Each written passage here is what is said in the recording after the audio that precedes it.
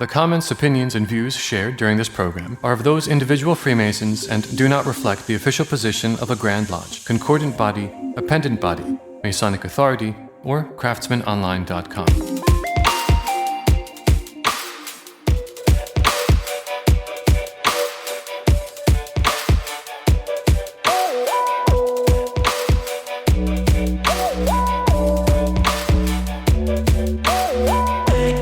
Hey, welcome back to the Craftsman Online podcast, the only Masonic podcast endorsed by the Grand Lodge of New York. I'm your host, Right Worshipful Brother Michael Arce. No, I'm not sick. They're just called allergies, and I love when they flare up. Got a cool episode this week that's going to take us to El Salvador. But before we jump into that, and oh my gosh, when I'm looking at our guest background and I can see palm trees and the playa, the beach behind us, I wish I was there. First, want to give some love to our friends on Patreon who continue to support the show every month. That $5 that gets you ad-free episodes and access to our full back catalog of subscriber extra content.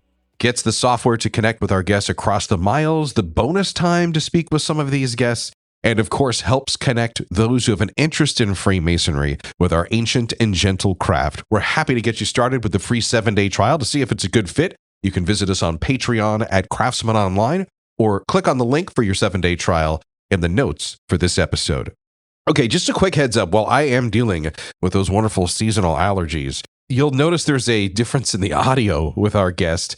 We had some issues when it came to the internet connection in El Salvador, but that doesn't prevent us from welcoming worshipful brother Jorge Manuel Molina Aguilar, a first-timer on the Craftsman Online podcast. Welcome, brother Jorge. Hi, thank you. Thank you very much for your words. I want to talk a little bit about you, of course, the article, you as a Freemason, just your thoughts on things. So let's get started first with the you part, your bio, your background, very fascinating. He's a PhD candidate in social sciences, a psychologist, 2-time worshipful master of his lodge, and also a Royal Arch companion.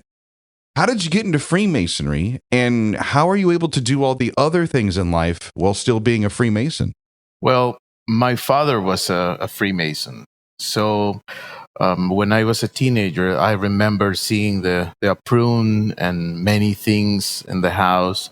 And sometimes the brothers of his time, they used to come to the house. So I remember something about Freemasonry back when I was in high school, probably.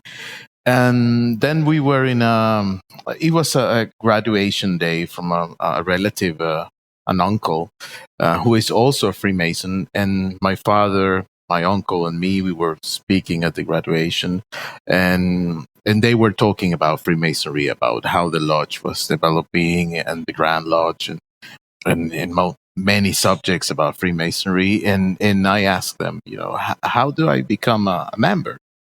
And he said, well, you have to be graduated first. I mean, finish your university, and then afterwards you just you come and talk to your uncle or me or someone else.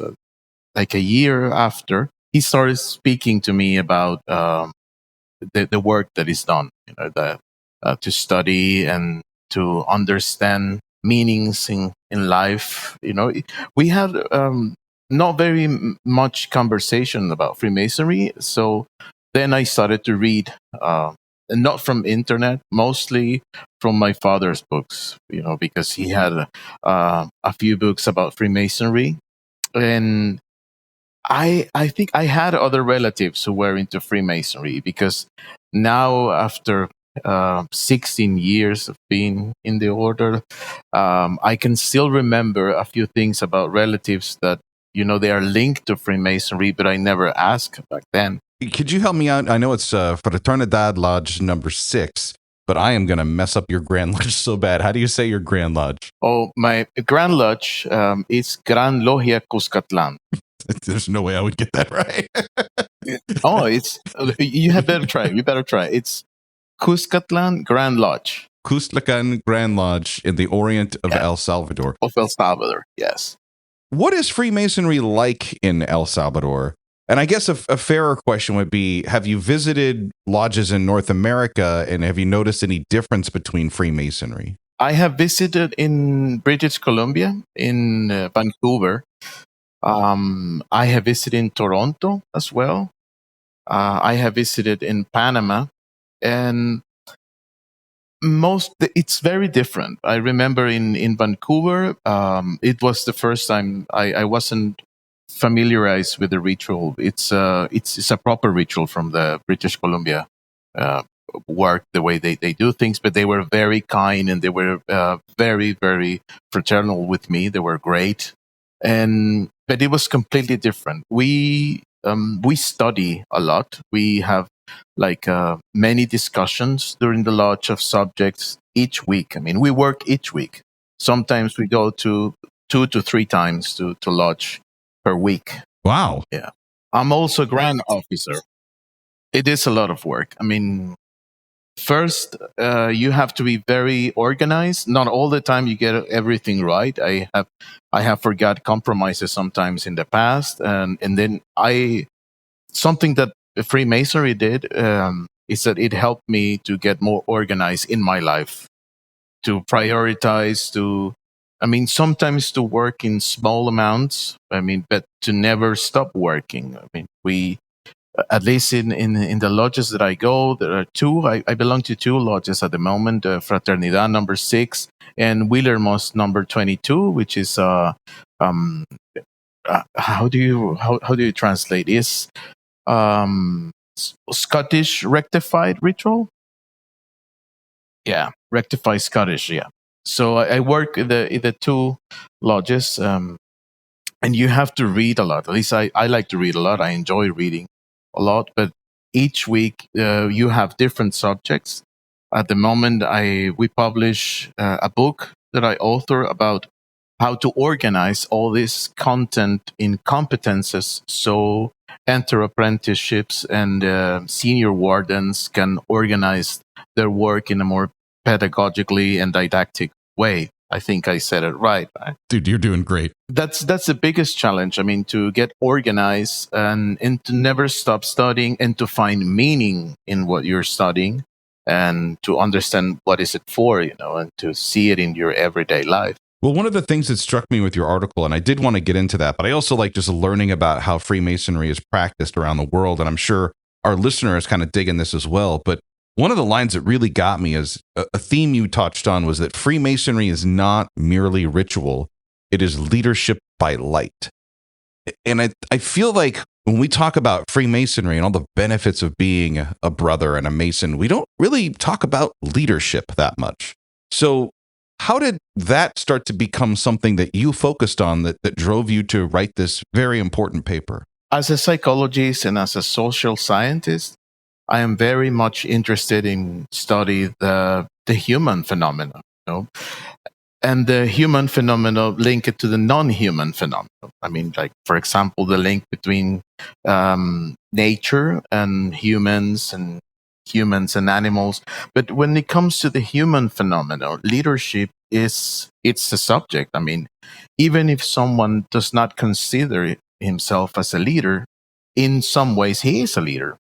In some part of your life, you develop leadership, not one leadership, but many leaderships through your life.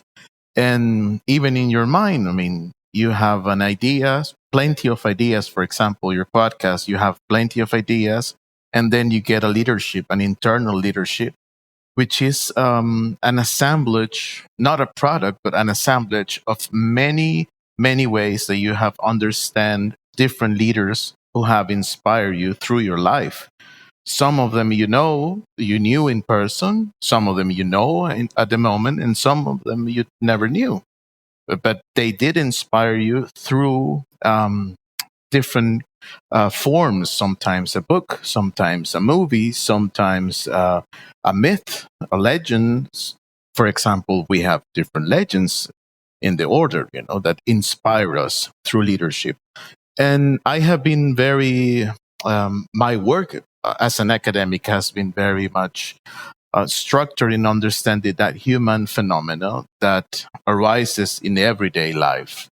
And I was thinking a few years back about what is the type of leader that we want, the type of leader that we have, and the type of leader that we need.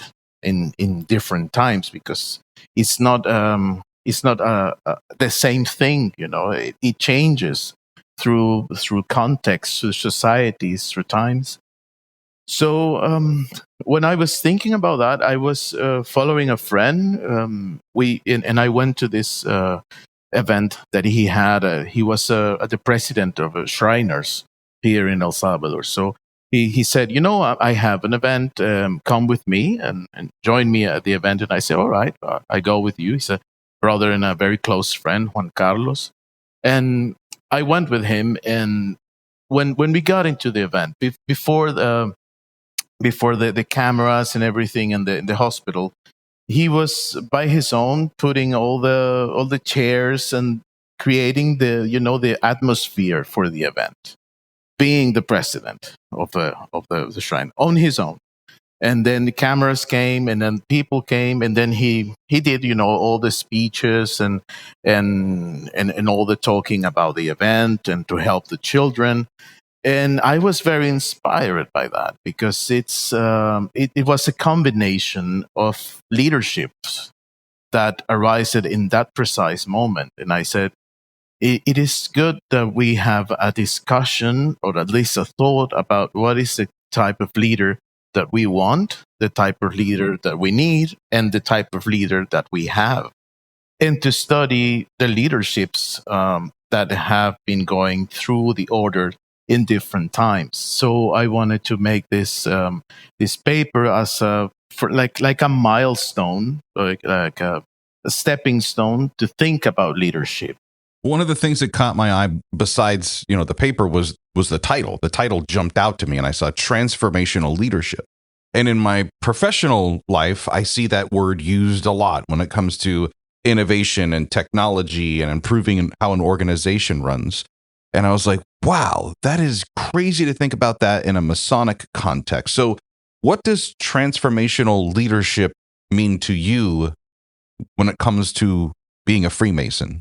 It is the type of leadership that transforms the leader and the people around him. No, it doesn't transform the people by having the purpose of transforming them into something that the leader wants. It's more of a reverb that the leader has, not an echo, but a reverb, because it changes with the people who are around him. For example, transformational leadership, it's about inspiring someone. It's about creating that atmosphere where you feel inspired to be the best you can be in that precise moment.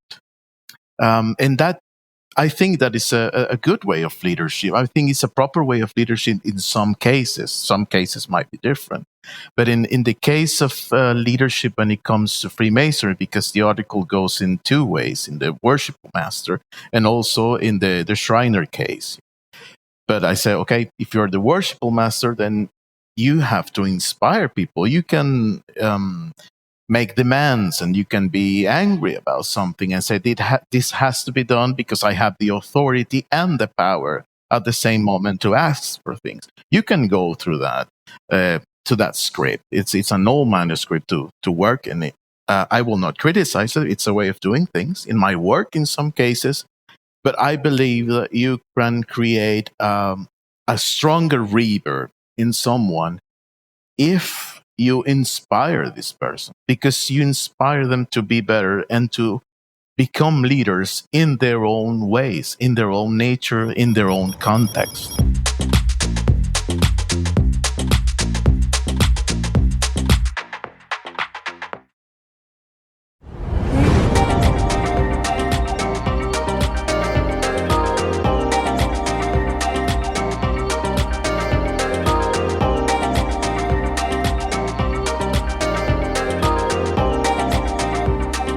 You've been a past master twice of a lodge. I've been a past master once for a lodge.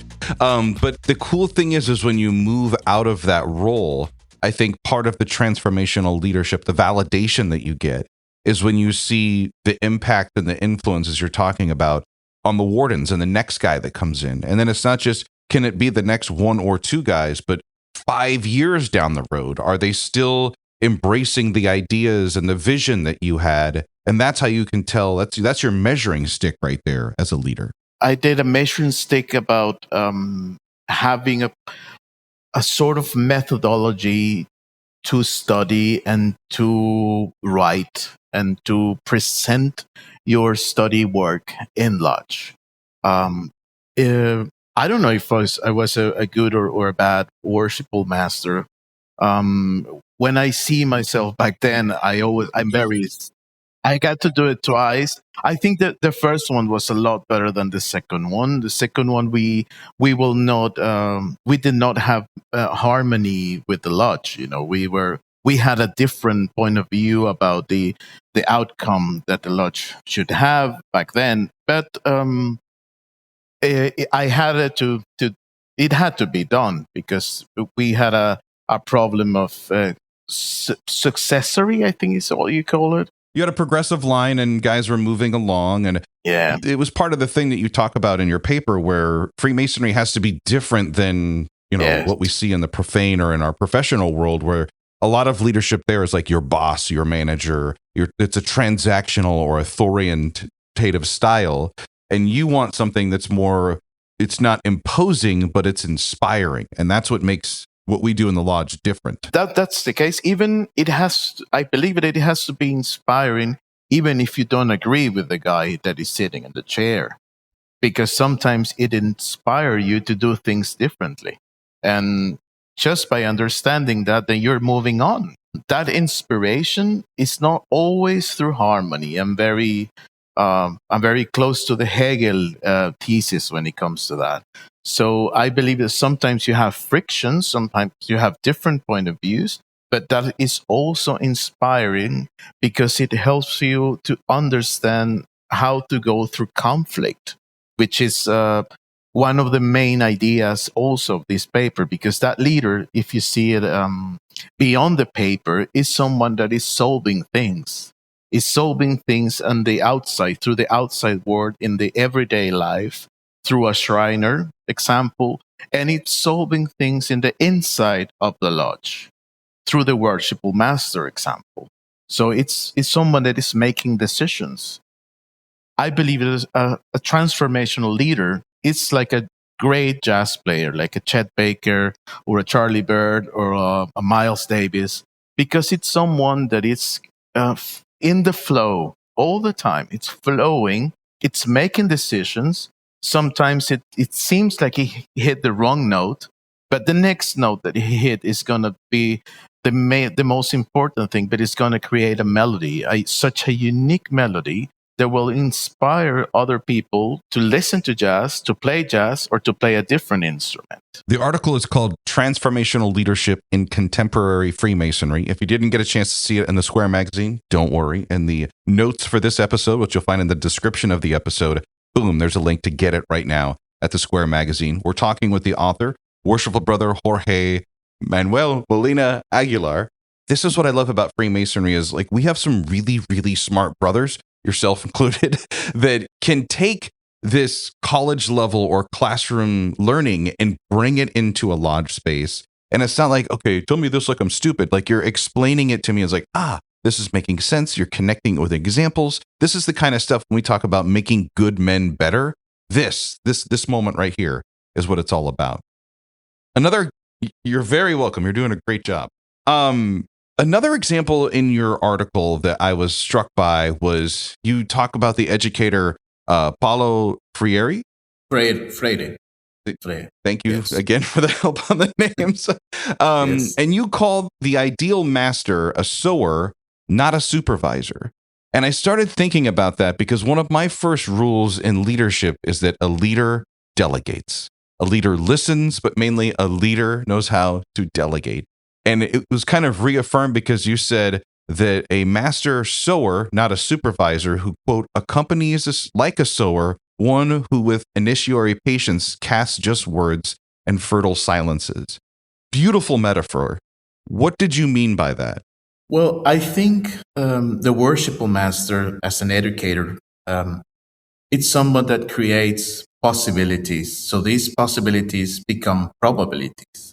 But you create an atmosphere where others can glow and grow. You do not supervise them. You're not, because if you're supervising them, then probably you're just projecting what you want from you in them, which is not, I'm not saying it's bad, but my thesis when it comes to that paper is that you just put seeds of probabilities in some. And you also respect the seeds that comes with him, because the person doesn't comes empty when he joins the craft. This person has a culture, it has a history, it's a social subject, it's a social individual. So you just, it's like you converge these seeds and you help to create an atmosphere where they can actually grow without being condemned, without being cut when they are different. This paper, if you have a chance, it's part of three other papers that are actually in the same magazine. And in the other paper that just follows this one is called Pedagogy of Freemasonry. And that precisely is where I explain and I try to expand more. Pedagogy is not a way of doing things, it's not a technique. It's more a reflection. It's a political, historical, and philosophical reflection of education. Are we being educated, and how we want to educate others? So this was mostly a reflection that you're not this supervisor who is just seeing when is this seed going to be growing into a big plant, and this plant has to be the color that I want, and it has to have flowers, but it must have fruits. Someone is going to be different.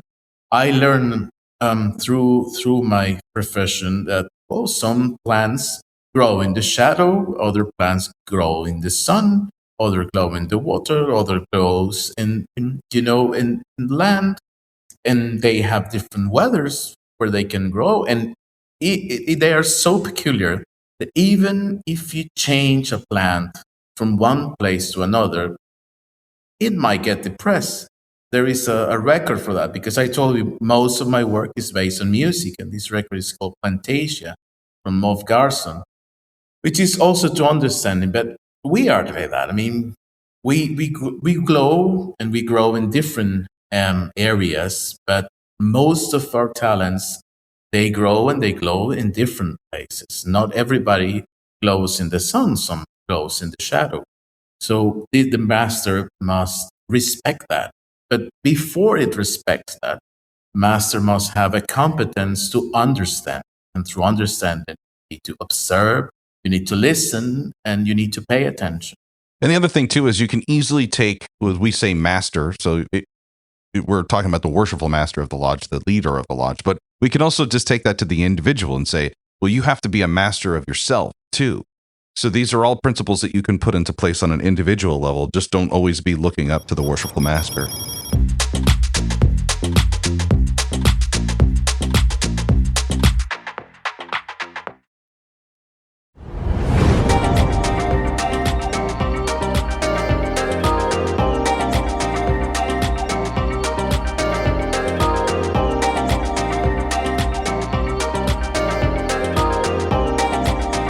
Let's take some of these theories that you have from Lodge and put them into work with the profane world.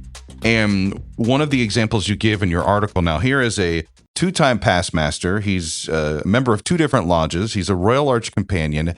And you talk a lot about your case study is the Shriners. You've mentioned the shrine in El Salvador even in this podcast episode. For our listeners like myself who might be unfamiliar with the shrine in El Salvador, what is the mission there with the work that you do with the League of Prevention? My brothers and close friends, they are Shriners. I do like their work. They work with children who have serious burn injuries. And they bring in mostly to Galveston teaching, because it's a teaching hospital, as I remember. My mate, Juan Carlos Otay, who is in the pictures. Well, when he started about the Shriners, I call him the Mandalorian.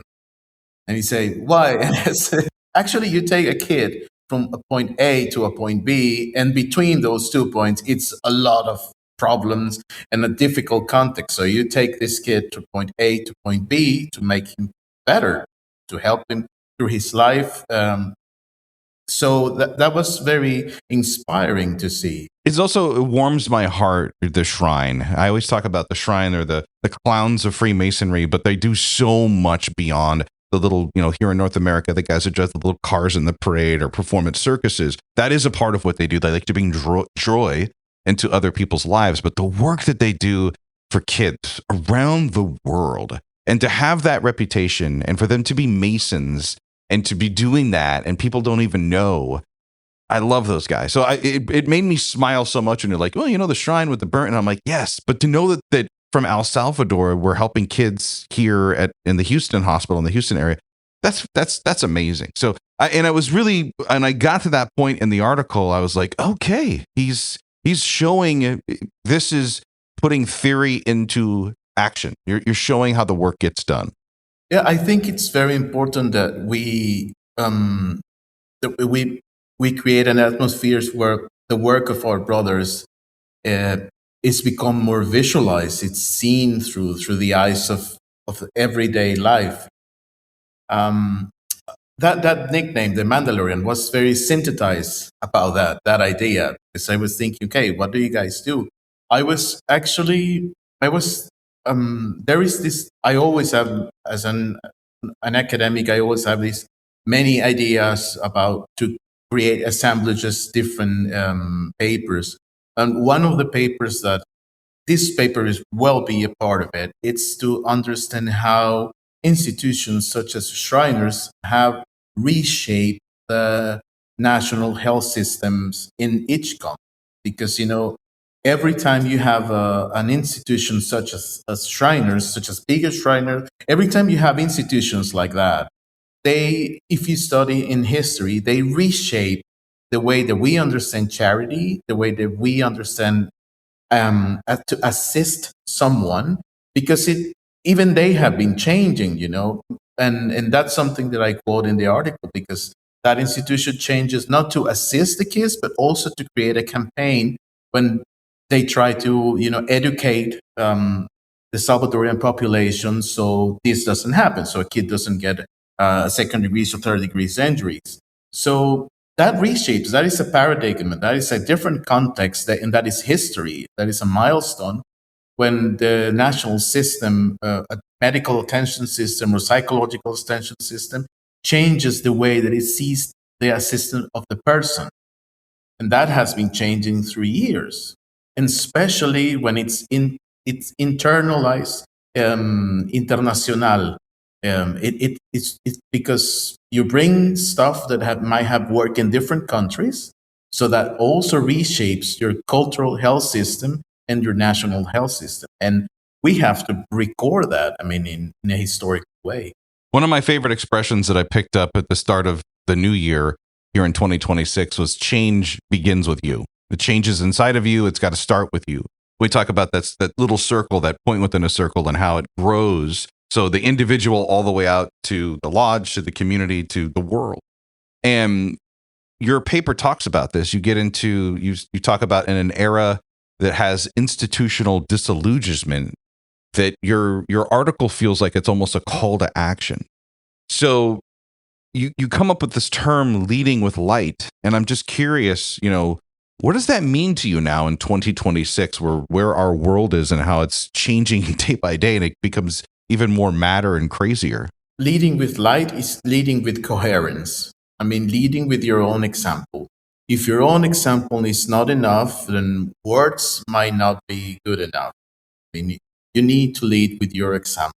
Sometimes leaders, they don't have to speak. You just see them and that inspires you. And I think we can achieve that through Freemasonry. As I mentioned in the beginning, I feel like, Brother Jorge, you're hitting something that it caught my eye, and that's why I wanted to have you on the podcast, because I feel like we don't talk about leadership enough as a core benefit of being a Freemason. And honestly, we should. We should be talking about how we're preparing future leaders, just not only in their own individual lives, but of organizations, of companies, of countries at some point. What are some books or resources or videos or speakers, or who do you draw inspiration from?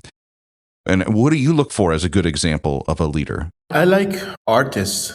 When it comes to non-academic work, I get very inspired by artists as leaders. For example, the jazz players that I told you.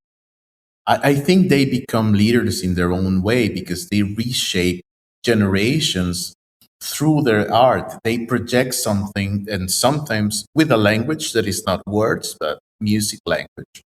They improvise, they flow within in this improvisation atmosphere, and I think that becomes inspirational.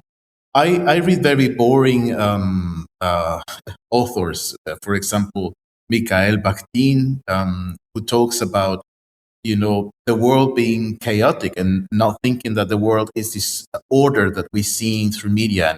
It's a very, very old author. I think that we're going through a post-structuralism paradigm at this moment.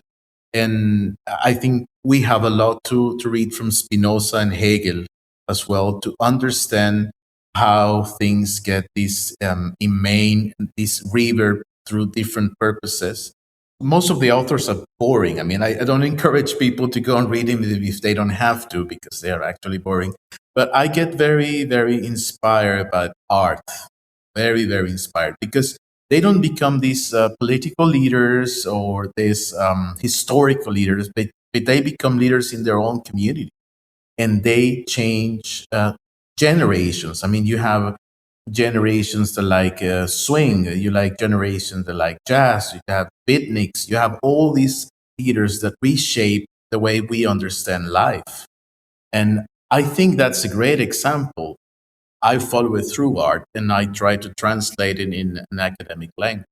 The article that we're talking about is Transformational Leadership in Contemporary Freemasonry. As he mentioned, it's one of a couple articles that is in the edition of the Square magazine. I love our friend, Worshipful Nicholas Broadway, but I got to say, Brother Jorge, the next time you have an article, let me know. We'll get you back here on the podcast. Okay. Until then, Worshipful Brother Jorge Manuel Molina Aguilar, thank you so much for your time and being on the Craftsman Online podcast.